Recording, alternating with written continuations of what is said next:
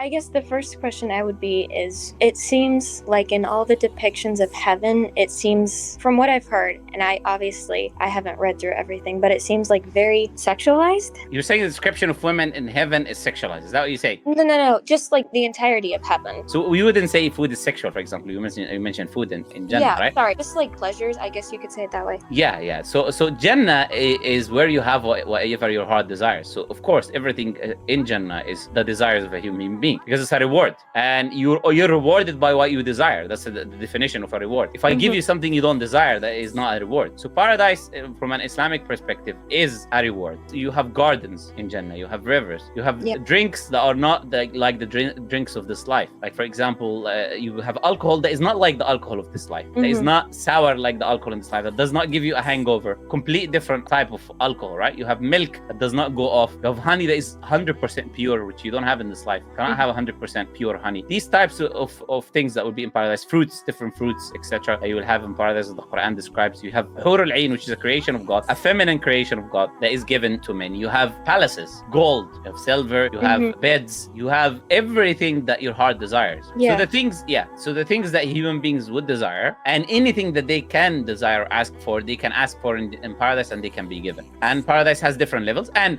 the highest reward in paradise that is mentioned in the hadith is where Allah Azza wa Jalla will speak to the believers, and He will say to the believers, are you satisfied with all of these things that I mentioned to you? And then they will say yes. So Allah says He will increase them, and they will see Allah. This is the highest reward we will have in paradise. So not everybody gets to? The people who will be in paradise will see Allah. Everybody? The people who are in paradise. The people who are not in paradise, they're not going to see Allah. Yeah. Allah, in fact, Allah explicitly says in the Quran that they would be veiled away from Allah, the disbelievers. They're not going to see Allah because it's a reward. It's not just a reward. Look, when you see something beautiful, that's a reward. Yeah. Allah is the source of beauty. Yeah. Right? Allah is the most beautiful.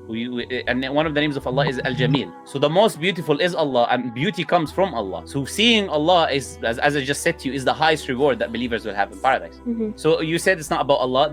When you see Allah in paradise, is actually, as the hadith says, the highest reward we will have is to see Allah in paradise. Yeah. But as I said to you, it's a place of reward. Look, in this life, if you know a bit about Islam, for example, if you heard about Islam, wherever you heard maybe about Islam, because you might know some of these rules of Muslims they don't have intercourse before marriage, for example, right? Muslims don't drink alcohol, they don't eat pork.